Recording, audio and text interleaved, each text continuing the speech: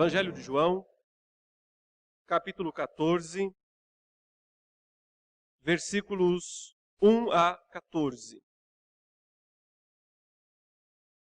A palavra do Senhor, nosso Deus, diz assim: Não se turbe o vosso coração. Credes em Deus, crede também em mim. Na casa de meu Pai há muitas moradas. Se assim não fora, eu vou-lo teria dito, pois vou preparar-vos lugar. E quando eu for e vos preparar lugar, voltarei e vos receberei para mim mesmo, para que onde eu estou estejais vós também. E vós sabeis o caminho para onde eu vou. Disse-lhe Tomé: Senhor, não sabemos para onde vais. Como saber o caminho?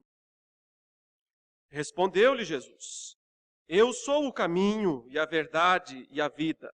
Ninguém vem ao Pai senão por mim. Se vós me tivesseis conhecido, conheceríeis também a meu Pai.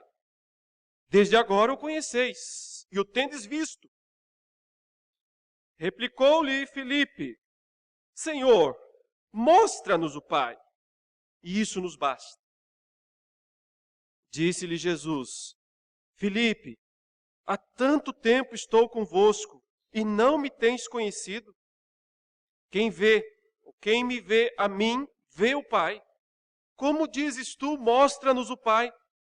Não crês que eu estou no Pai e que o Pai está em mim? As palavras que eu vos digo, não as digo por mim mesmo, mas o Pai que permanece em mim faz as suas obras. Crede-me que estou no Pai e o Pai em mim. Crede ao menos por causa das mesmas obras. Em verdade vos digo que aquele que crê em mim fará também as obras que eu faço, e outras maiores fará, porque eu vou para junto do Pai. E tudo quanto pedirdes em meu nome, isso farei, a fim de que o Pai seja glorificado no Filho. Se me pedirdes alguma coisa em meu nome, eu o farei. Até aí, meus irmãos, a leitura da palavra de Deus. Os discípulos estavam muito confusos, preocupados com aquelas palavras, com aquela conversa que Jesus vinha repetindo muito nos últimos dias. Ele falava constantemente em partir, partir, partir.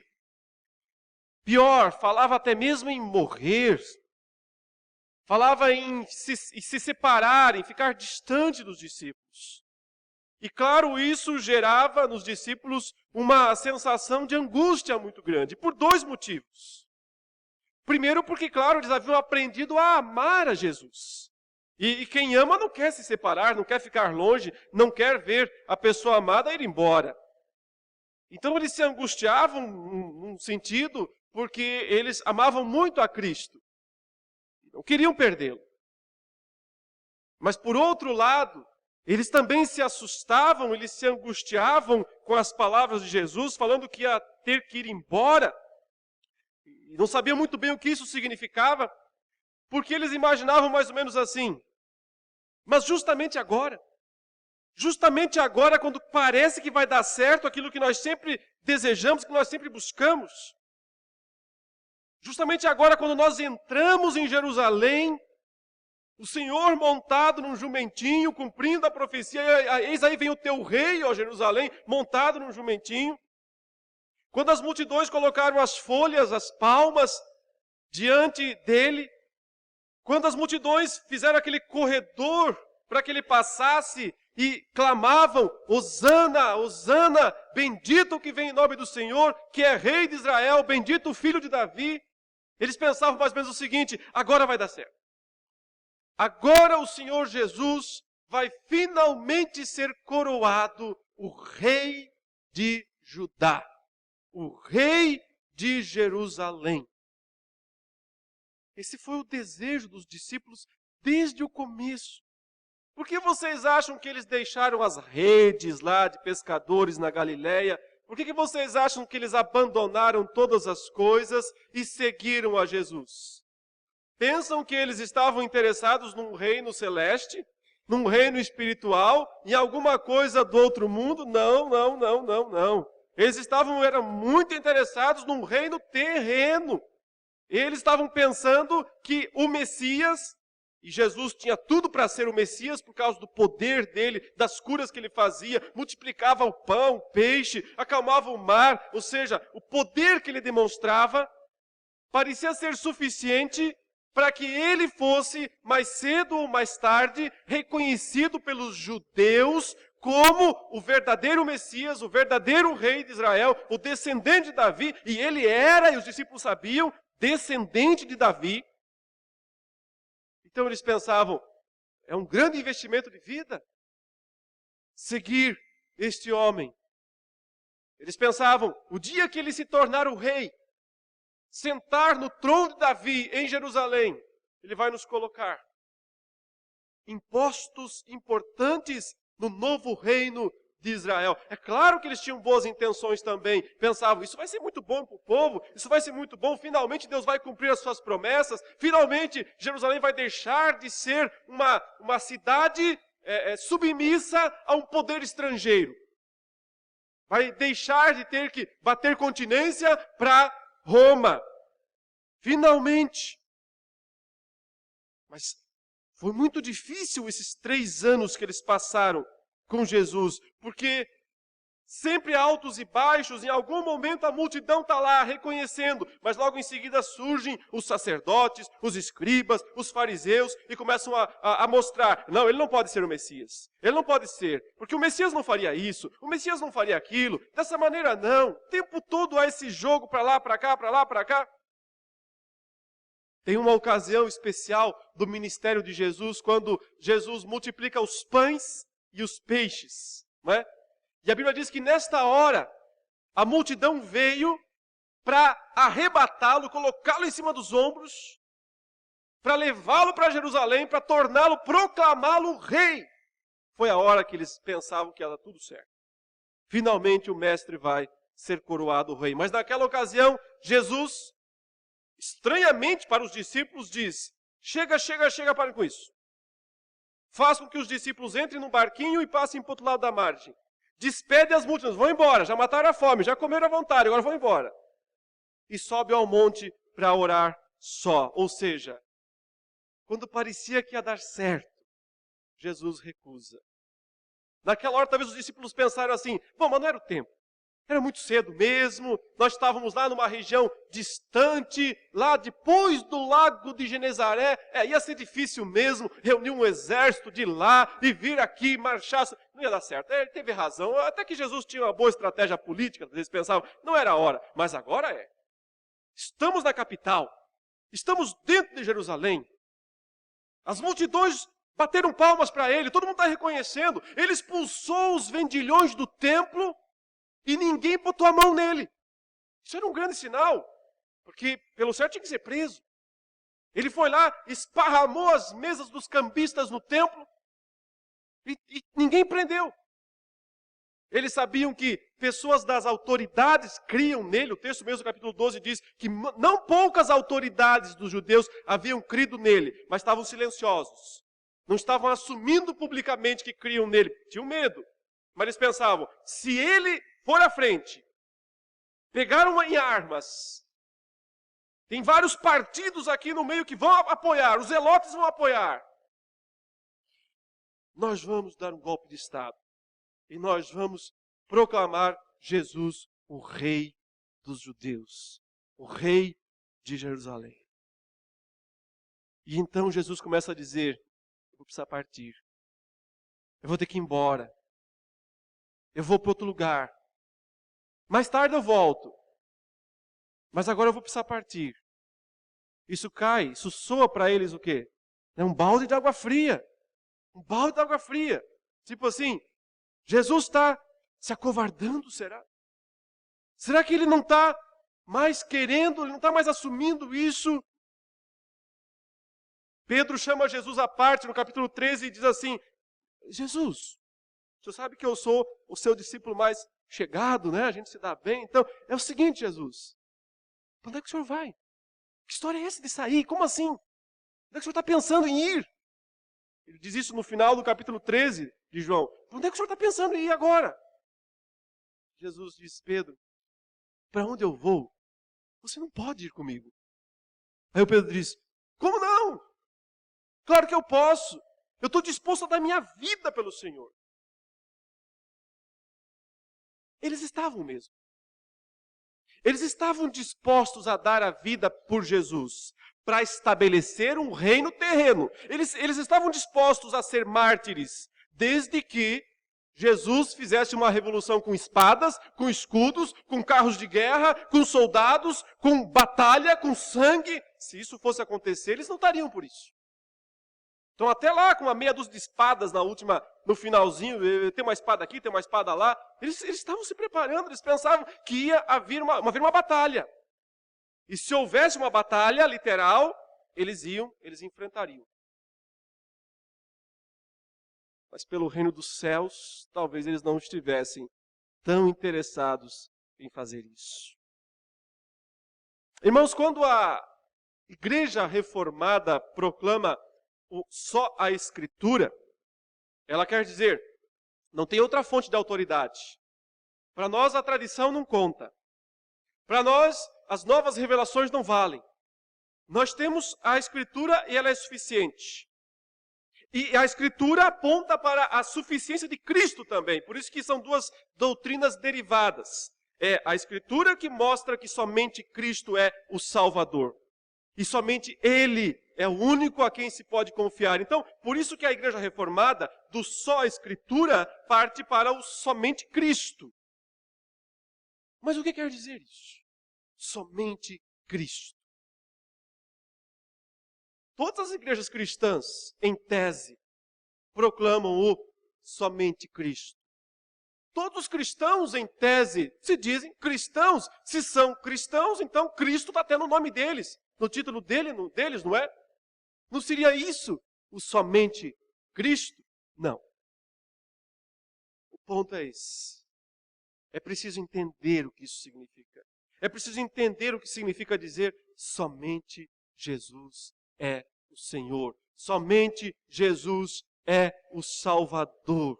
E essa passagem que nós lemos nos ajuda a entender isso, porque ela nos fala sobre 4 aspectos da obra de Cristo que o tornam distinto, único, exclusivo, pelo qual sem Ele não há salvação.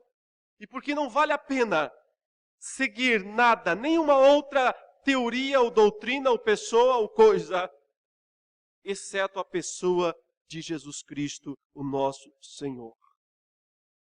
Em primeiro lugar, o Senhor Jesus demonstrou para os discípulos que só Ele sabia o que era o melhor, o que era o certo. Só Ele sabia o verdadeiro caminho a ser seguido, o para onde ir. É por isso que Ele fala, meus queridos, não fiquem pesarosos, não se turbe o vosso coração, que literalmente quer dizer, não deixem o coração de vocês ficar sobrecarregados por causa das coisas que eu estou falando, que eu preciso partir. É a hora da fé. Ele diz, crede em Deus, crede igualmente em mim. Veja, uma total igualdade entre o Pai e o Filho. Crede em Deus, do mesmo modo que vocês creem em Deus, creiam em mim também. E aí ele faz essa declaração extraordinária do versículo 2, quando ele diz o seguinte, na casa de meu Pai há muitas moradas. Se assim não fora, eu vou-lhe teria dito, pois vou preparar-vos lugar. Por mais que para os discípulos isso tenha soado estranho, tipo assim, a gente não quer uma outra casa, a gente não quer uma outra cidade, nós queremos Jerusalém. Essa é a cidade que nós queremos que seja libertada do poderio romano. Nós não queremos outro reino, nós queremos esse reino aqui, nós estamos dispostos a lutar, a morrer se for preciso, mas por esse reino. E aí Jesus diz, estou aqui por outro. Eu estou aqui por outra casa. Eu estou aqui para a construção de outro reino. De um lugar muito maior. De um lugar muito melhor. Ele está falando sobre o quê? Quando ele diz, a casa do meu Pai. A casa do meu Pai significa aquele lugar final, aquele destino último planejado por Deus, para que todos aqueles que são de Deus possam habitar. Este destino final, este reino último, é um lugar grande, não é um lugar pequeno, não é um lugar mínimo, insignificante. Por que é que Jesus se recusa a ser o rei de Jerusalém? Porque é muito pouco. Porque é insignificante. Porque ele quer ser o rei do mundo, de todas as coisas, do universo, e não de uma mera cidade em um lugar deste mundo. Você percebe o que ele está querendo mostrar para os discípulos? Em outras palavras, vocês precisam entender que eu vim aqui a esse mundo para fazer algo muito maior. Muito, muito, muito, muito maior do que simplesmente resolver os problemas imediatos de vocês desta geração. É claro, irmãos, nós sempre achamos que nós somos o centro do universo. Nós sempre achamos que o nosso tempo, a nossa época é o centro de tudo. Nós sempre achamos que os nossos problemas são os maiores. Nós sempre pensamos que a minha solução, a minha situação é a mais urgente, a mais imediata, e Deus tem que dar um jeito de fazer atender a minha situação. Nós somos pequenos demais, limitados demais. Nós olhamos só para baixo, só para o chão e às vezes até só para o umbigo. Não conseguimos perceber as coisas que estão fora, que são maiores. Estavam lá os discípulos, fervorosos para pegar espadas, para tentar colocar um reino terreno limitado em Jerusalém. E Jesus dizendo: a casa do meu pai é maior do que Jerusalém. A casa do meu pai é maior que Judá. A casa do meu pai é maior que Israel. É maior que o Império Romano. É maior do que este mundo.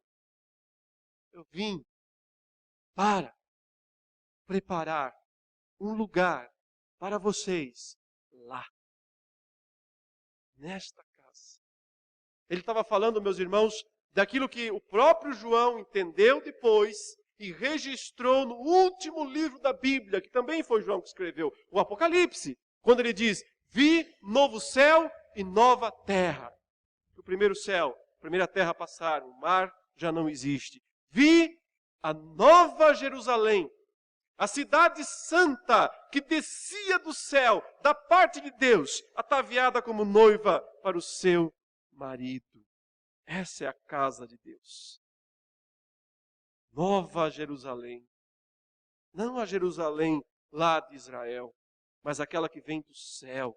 O novo céu e a nova terra. Foi para isso que Jesus veio. Ele veio porque ele precisava fazer algo aqui nesse mundo, eu diria assim, para terminar a construção do novo céu e da nova terra, porque eles não estão prontos ainda. Ele está preparando esse lugar não está totalmente pronto. Ele está trabalhando nele exatamente agora. Assim que ele subiu aos céus, após a ressurreição, ele começou a preparação deste lugar, do novo céu e da nova terra, preparando um lugar para nós. Veja, a casa do meu pai é tão grande que nela há muitas mansões, que é o sentido da palavra morada. Há muitas mansões nessa casa de Deus. Está usando uma linguagem humana, terrena, mas que os discípulos poderiam entender. Olha, vocês estão preocupados com esse palácio aí onde está o Herodes? Vocês estão preocupados com isso daí? Isso daí é insignificante. Diante das centenas, dos milhares de palácios muito maiores do que esse daí, que estarão lá na casa do meu Pai.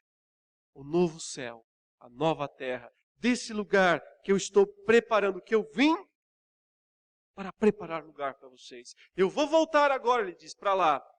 E vou continuar a preparar a construção desse lugar. E no futuro, eu volto aqui e levo vocês. Busco vocês para este lugar.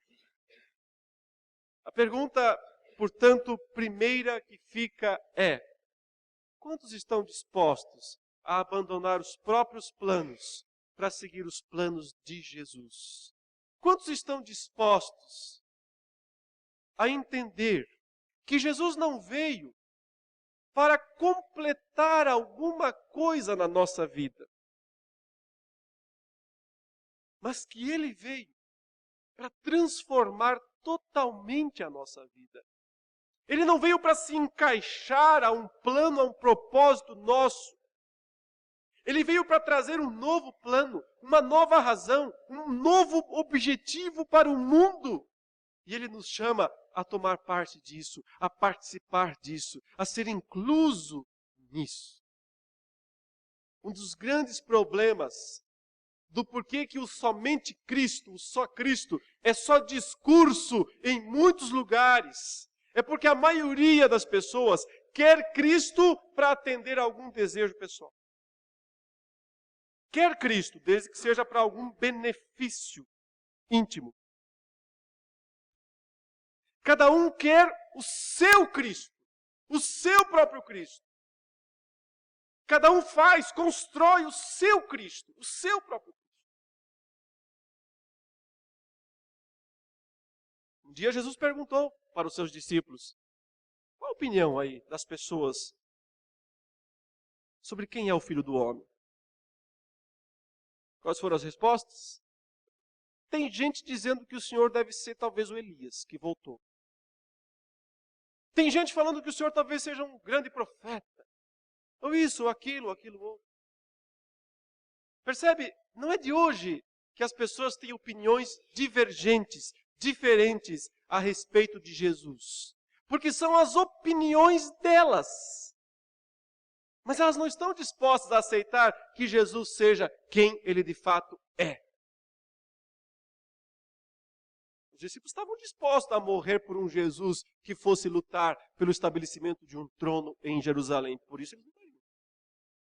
Agora, naquele primeiro momento, por um reino espiritual, eles não estavam nem um pouquinho dispostos a lutar. Tanto é que quando Jesus foi preso, eles fugiram. Deram no pé. Foi embora a coragem. Acabou. Quando eles perceberam que Jesus se entregou, porque de fato ele se entregou, e não deixou que eles o defendessem naquele momento, eles disseram: acabou para nós, chega. Nós vamos embora. Vamos morrer por alguém que não está disposto a lutar. Basicamente essa era a sensação, o sentimento deles. É claro que tudo isso se reverteu com o domingo, quando ele ressuscita, reaparece, e eles começam a entender, então, o Antigo Testamento. Eles começam a entender que tinham entendido tudo errado, que tinham feito uma caricatura de Deus, uma caricatura do Messias, só depois. Mas até hoje, muitas pessoas não estão dispostas a aceitar o verdadeiro Jesus. Elas querem aceitar Jesus, mas há algum Jesus que se dê bem com elas. Algum Jesus que satisfaça seus desejos íntimos. Algum Jesus que lhe dê alguma vantagem pessoal. Esses elas aceitam fácil. Mas o verdadeiro, aquele que tem planos maiores, aquele que não é tão fácil de entender, de compreender, justamente por ser maior do que tudo, por ser superior a tudo. Aquele que disse: não, eu não vou estabelecer o reino que vocês querem. Vocês é que têm que fazer parte do reino que eu quero. Dizer somente Cristo, irmãos, significa crer no Jesus verdadeiro, naquele que se revela na Escritura como Ele é. Não aquele que nós gostaríamos que Ele fosse, porventura, de alguma maneira. Ele disse: vim para preparar um lugar para vocês. E vou preparar esse lugar. E agora, vocês já sabem, ele disse, o caminho para ir até esse lugar. Aí o Tomé não aguentou. Veja aí o versículo 5. Aí o Tomé disse, veja que é uma expressão que inclui aqui, em grande medida, né, uma repreensão. Há uma repreensão velada nas palavras do discípulo a Jesus. Disse-lhe Tomé: Senhor, ele é respeitoso, usa o título, né? Senhor. E aí ele desabafa. Não sabemos para onde vais. Como é que o Senhor quer que a gente saiba o caminho? Em outras palavras, nós não estamos entendendo nada dessa conversa. Não estamos entendendo nada desse negócio de partir. Para onde é que o senhor vai? Quer fazer o quê? Como assim? É hora de lutar, é hora de enfrentar as autoridades, os romanos, esse é o momento. Como assim? O senhor quer ir para onde? E outra, se a gente não sabe nem para onde o senhor vai, como é que nós vamos saber como chegar lá? Então Jesus pacientemente responde para ele. Quer dizer, a ignorância do discípulo deu oportunidade para que ele dissesse uma das maiores declarações da história. Respondeu-lhe Jesus: eu sou o caminho e a verdade e a vida. Ninguém vem ao Pai senão por mim. Aqui, segundo o grande ensinamento de Jesus, ou a respeito de Jesus, que esse texto nos traz. Ele veio para preparar um lugar para nós lá naquela grande casa de Deus, naquela grande morada onde há muitas mansões, no novo céu e na nova terra, naquele lugar final definitivo. Ele veio para preparar lugar, mas não só para isso. Ele também veio para nos preparar os habitantes daquele lugar, preparar aqueles que podem ir morar naquele lugar. Ele veio para levá-los para lá. Por isso ele é o caminho, a verdade, a vida. E ninguém vem ao Pai, ele diz, se não for por mim. Então, esse é o sentido de um único caminho. Eu sou o único que pode levar vocês para aquele lugar, para a casa do meu Pai, para o lugar das mansões futuras que eu estou preparando. Eu faço as duas coisas. Eu preparo o lugar e eu preparo os moradores do lugar, para que estejam lá neste lugar futuro. Impressionante declaração. Percebe-se que ele usou aquela expressão, eu sou. Eu sou. É um título, uma frase do Antigo Testamento aplicada ao Pai, né? Ao Yahvé, ao Deus de Israel. Eu sou. Jesus mostrando com isso a sua absoluta divindade. Ele é o Deus que desceu à terra, que se tornou um homem, que se encarnou com um objetivo de resgatar um povo aqui deste mundo, para levar esse povo às moradas eternas, levar esse povo ao novo céu e à nova terra, àquele reino vindouro, abençoado, onde todos poderão lá habitar. E é por isso, meus irmãos, todos os que forem para lá, através dele. E é por isso que somente ele pode nos conduzir a esse lugar. Ele não disse, eu sou uma verdade. Ele disse, eu sou a verdade. Não disse, eu sou uma maneira de ter vida. Ele disse, eu sou a vida. O caminho, a verdade e a vida. Na língua grega, não há necessidade de usar os artigos definidos na frente das palavras, porque se você não usa, mesmo assim faz sentido. Ele podia dizer, eu sou o caminho, vírgula, a verdade, vírgula, a vida. Mas quando ele insistentemente coloca o artigo na frente de cada uma dessas palavras, eu sou o caminho, eu sou a verdade, eu sou a vida, é uma ênfase absurda em cima desses termos. É para dizer, não pode haver, não há a mínima possibilidade de existir outro caminho. Outra verdade. Outro modo de ter vida.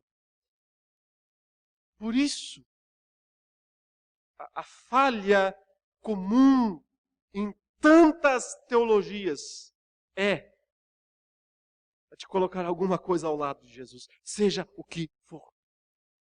Seja o que for. De colocar algo para concorrer com Cristo, seja o que for.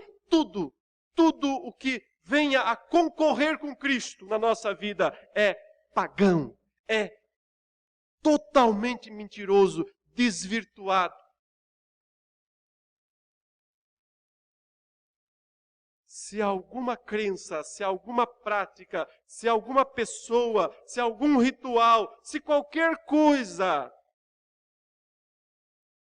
venha ocupar que seja uma parcela mínima do que é Cristo quem faz, isso se torna algo desvirtuado, maligno, prejudicial, porque fere a absoluta centralidade de Cristo.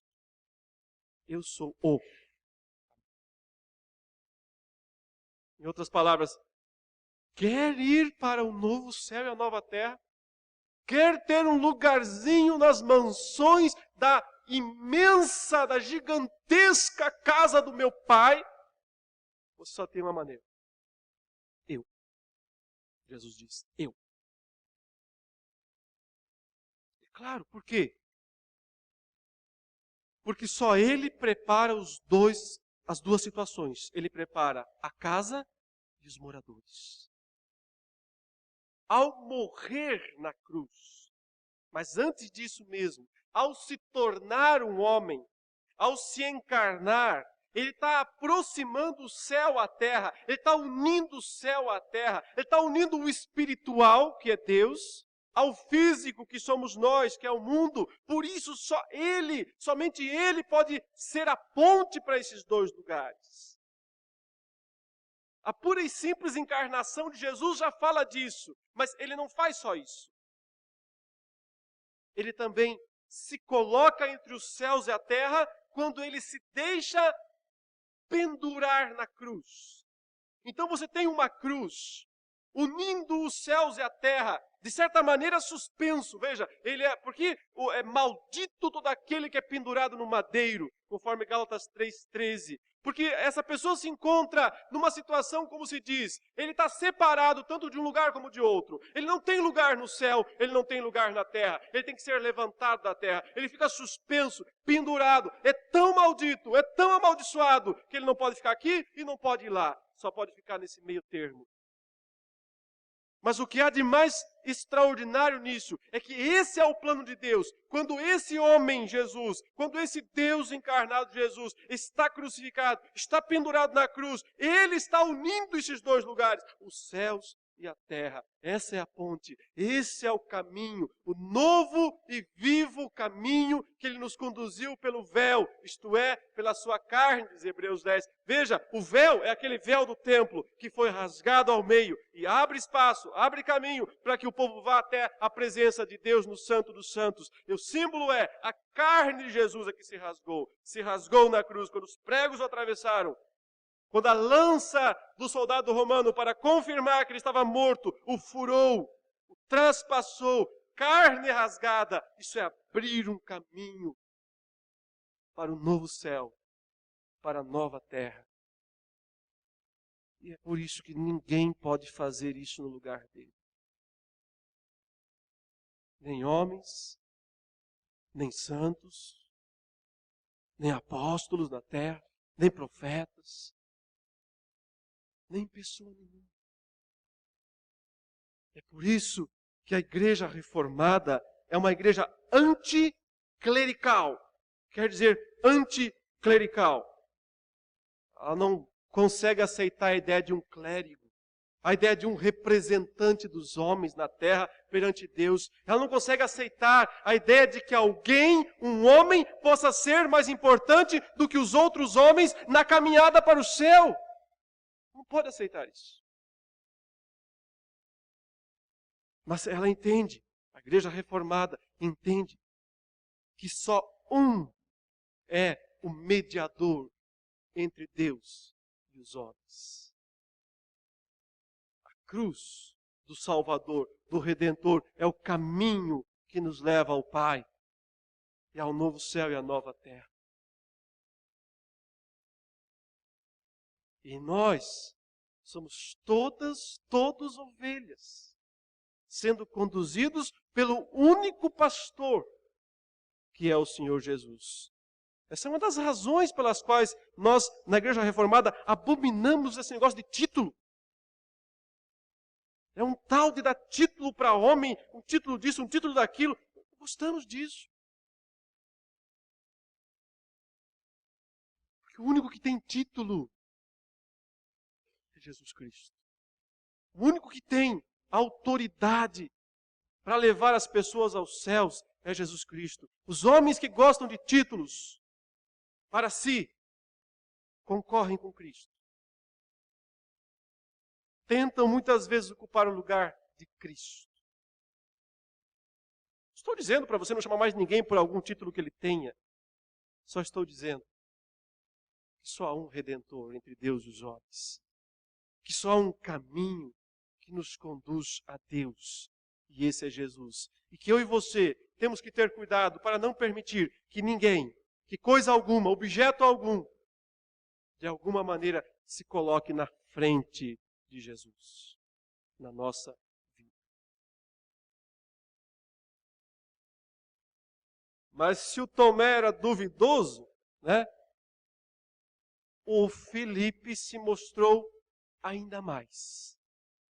Porque após a declaração que Jesus faz, e que era assim para resolver tudo, o Filipe ainda tem dúvida. Veja o texto, versículo 7. Jesus conclui dizendo: se vós me tivesses conhecido, conheceríeis também a meu Pai. Desde agora, então, vocês o conheceram, o tendes visto. Fechou. Vocês até agora não sabiam disso, mas agora estão sabendo. Eu sou o caminho, eu sou a verdade, não há outro. Para ir ao Pai somente através de mim. Então, se você me vê, você está vendo o Pai. Aí, o Filipe, diz no versículo 8, replicou-lhe Filipe: Senhor, igual o Tomé, também usa um título respeitoso, mas pede uma bobagem. Senhor, mostra-nos o Pai, e isso nos basta. O que ele queria com isso? Qual era o desejo de Filipe? Ele disse assim: o senhor está falando sobre o Pai, está falando sobre as moradas dele, a casa dele, mas o senhor só fala. Então faz o seguinte: quer que a gente não tenha mais dúvida nenhuma, quer que a gente confie plenamente no que o senhor está falando, mostra o Pai para nós. Abre o céu aí, faz uma janela. Pede para o Pai aparecer na janela. Aí a gente olha, aí a gente conhece, aí a gente crê. Mostra-nos o Pai, e isso, aí tá bom. Isso nos bastará, aí não precisa mais nada. Estaremos plenamente convencidos de que o Senhor é o verdadeiro Messias de Israel, mesmo com esse papo estranho aí de outras moradas, ir embora, não sei para onde, mesmo com esse negócio esquisito, mas resolve o problema para nós. Mostra-nos o Pai e isso nos basta. Veja a resposta de Jesus. É uma resposta que mostra tristeza. Paciência ainda, né? Bastante paciência, mas acima de tudo tristeza. Disse-lhe Jesus: Filipe, há tanto tempo estou convosco, né? 3 anos. Você ainda não sabe quem eu sou, não é? Essa é a palavra. E não me tens conhecido? Aí a grande declaração: quem me vê a mim, vê o Pai. Como é que você está pedindo para eu te mostrar o Pai? Em terceiro lugar, meus irmãos, somente Cristo. Porque Ele é o único Deus que nós veremos. É o único Deus que pode ser visto. Não há outra face a ser vista, a não ser a face de Jesus. Nenhum outro Deus pode ser conhecido verdadeiramente aqui neste mundo, a não ser Jesus Cristo. Nenhum outro Deus nós veremos na eternidade, a não ser a glória do Pai na face de Cristo. O único Deus que pode ser visto é o Deus unigênito, que está no seio do Pai, como diz João 1,18, e que é quem o revela, que é quem o revelou. Veja só, o que o Filipe queria? Uma experiência. O que ele queria? Algo extraordinário. Já pensou que cena? O Pai descendo à terra, aparecendo para eles, talvez pensassem em fogo, gelo, vapor, aquela coisa toda igual do Sinai. Talvez eles pensassem: Assim como quando Deus falou para Moisés, Moisés pediu que queria ver a Deus. Deixe-me ver tua glória. E Deus disse, vou colocar você na fenda da rocha. E eu vou passar por você, porque homem algum poderá me ver face a face e viver. Então, vou colocar você na fenda da rocha, eu vou passar, quando estiver passando, vou colocar a mão sobre você. E depois que eu tiver passado, eu retiro a mão e você me enxerga pelas costas. Isso é tudo o que você pode ver. Talvez ele pensasse, o Senhor vai passar por aqui e nós vamos ver o Senhor. Quantas pessoas, se não tiverem uma experiência, não creem. Se não verem alguma coisa pegando fogo, se não perceberem algum anjo voando, não estão dispostos a crer. Porque não se contentam com Jesus. O grande problema aqui é este. Por isso a mágoa, assim, o sentimento de pesar de Jesus na frase é: o problema, Felipe, é que eu não basto para você. Eu não sou suficiente para você. Você quer alguma coisa a mais. Você sempre quer alguma coisa a mais. A suficiência de Cristo está clara aqui nesta passagem. O que significa dizer que Jesus é suficiente? Significa dizer que eu não preciso e nem quero nada além, nada mais do que Ele. Que Ele é tudo o que eu preciso. O modo como Ele se revelou basta para mim. Ele é tudo o que eu preciso. Eu não preciso de nada além do que o Filho de Deus, que nasceu, viveu sem pecado, morreu, pendurou-se numa cruz, ressuscitou, venceu a morte. Ele é tudo o que eu preciso. Sempre que eu e você, ou qualquer crente, quer alguma coisa a mais do que Jesus Cristo, ouve isso que Jesus disse. Você ainda não sabe quem eu sou, não é? Você ainda não entendeu nada, não é? Você ainda não compreendeu nada. Estou há tanto tempo com vocês. Você não compreendeu ainda coisa nenhuma. O Senhor Jesus é o único Deus que nós podemos ver. Porque é o Deus que se fez homem, se fez carne, veio aqui a este mundo, se revelou na plenitude da divindade. Por isso que Colossenses fala, Ele é a imagem do Deus invisível, o primogênito de toda a criação. Nele foram criadas todas as coisas, nos céus e sobre a terra, as visíveis, as invisíveis, sejam tronos, sejam soberanias, quer principados, quer potestades. Nele tudo subsiste. Ele é antes de todas as coisas, porque aprove a Deus que nele habitasse toda a primazia. E que, havendo feito a paz pelo sangue da sua cruz, reconciliasse consigo mesmo todas as coisas, quer na terra, quer no céu. Ou seja, prepara um lugar, prepara os moradores. Ele restaura os céus e a terra. Prepara as moradas, prepara os moradores. Por isso, não há outro Deus a ser visto, a ser desejado, a ser buscado, a não ser a pessoa bendita do nosso Senhor Jesus Cristo. Portanto, podemos dizer assim, Ele é o maior de todos, é o maior de tudo, porque Ele veio para fazer um reino maior. Maior do que nós podíamos imaginar, um reino eterno. Porque Ele é o único modo de chegar até esse lugar. Fora dele, as pessoas vão se perder, elas vão seguir por caminhos errados. Somente Ele pode conduzir a esse lugar. Em terceiro lugar, porque Ele é o único Deus que pode ser visto aqui e na eternidade. Ele é o único que nós vamos contemplar. Se nós quisermos alguma coisa a mais, nós não vamos ter. Vamos ficar de mãos vazias. Porque Ele é o único Deus que se revela na glória do Filho. Paulo diz aos Coríntios no capítulo 4, na face do Filho nós vemos a glória do Pai. A glória do Pai não se revela sozinha, ela se revela na face de Jesus. E finalmente, isso é tão espantoso aqui no final do texto, quando Jesus diz, e mais, você, Filipe, devia crer que eu sou quem eu sou por causa das obras que eu faço. As obras que eu faço são as obras de Deus. Então você devia crer por causa disso. Mas apesar da tua incredulidade, eu vou te dizer uma coisa maior ainda. Eu vim para fazer com que vocês também façam obras tão grandes quanto as minhas. Claro que muita gente aqui pensa, tá vendo? Jesus disse que nós íamos fazer milagres maiores do que os dele. É mesmo? Me dá um exemplo.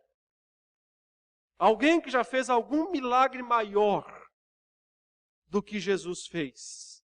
Nem os apóstolos fizeram isso.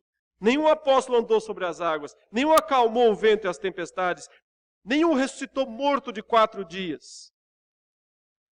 Não eram milagres maiores, são obras maiores. E o que são essas obras maiores? Não é difícil de entender. Durante todo o ministério de Jesus, permaneceram fiéis a ele 120 discípulos. Essa é a contagem aproximada de pessoas que ficaram com Jesus até a morte dele e a ressurreição. Num único sermão, no dia de Pentecostes, quando Pedro pregou, cheio do Espírito Santo, 3.000 pessoas se converteram. No único dia, 3.000 pessoas. Aí estão as obras maiores. Em outras palavras, estava dizendo o seguinte, eu vim para preparar um lugar para vocês lá, para preparar vocês para ir para lá. Eu sou o único Deus que vocês podem ver aqui e lá. Mas tem uma coisa a mais. Estou chamando vocês para participarem desta tarefa. Vocês também participarão. Isso é o que ele vai fazer, vai comissionar os discípulos em Mateus 28, 18 a 20. Toda a autoridade me foi dada nos céus e na terra. Portanto, ide, fazei discípulos de todas as nações. Prega o evangelho a toda criatura. Quando se converte, batiza o nome do Pai, do Filho e do Espírito Santo. E eu estou com vocês todos os dias, até a consumação dos séculos. Vocês vão participar da grande obra, da grande tarefa, que não é tomar uma cidade aqui, uma Jerusalém, não é essa a minha tarefa. Vocês vão tomar o mundo. Vocês vão participar de uma obra muito maior do que de um mero reino terreno, humano, limitado. Vocês vão participar de uma obra muito maior. Vocês vão ajudar a conquistar o mundo, as gerações que virão, o futuro. Em cada geração, os eleitos de Deus sendo chamados à fé para a salvação pela graça, até a consumação dos séculos, até o fim do fim do fim. Jesus, meus irmãos, é muito maior do que nós muitas vezes pensamos. Muito maior do que os discípulos pensavam. E muito superior aos conceitos que frequentemente nós temos, que as igrejas têm. Por isso, é preciso resgatar através da Bíblia a verdadeira dignidade da pessoa de Jesus Cristo. Por isso, é preciso remover todos os seus, entre aspas, concorrentes na nossa vida pessoal, no culto, no mundo. É preciso remover todos os concorrentes de Jesus para que ele permaneça como o único, o único caminho, verdade e vida. E isso significa dizer somente Cristo. Aproximar-se da Páscoa, como nós estamos agora. Que nós possamos relembrar a importância da obra de Cristo. Não é comemorar datas, dias, não é esse o ponto. Mas lembrar a grandiosidade da obra que Cristo veio e fez. Lembrar das moradas eternas da casa do Pai, que Ele veio para preparar para nós. Lembrar que nós não éramos cidadãos aptos para morar naquele lugar. Por isso Ele veio para fazer um caminho para nós, para irmos até lá. Lembrar que Ele é o único Deus que nós podemos contemplar por sua misericórdia e por sua graça. E enquanto isso, também participar desta grande obra, deste grande trabalho dele, que é levar os cidadãos do reino vindouro para o novo céu e a nova terra, para a casa de Deus, todas aquelas mansões que lá estão.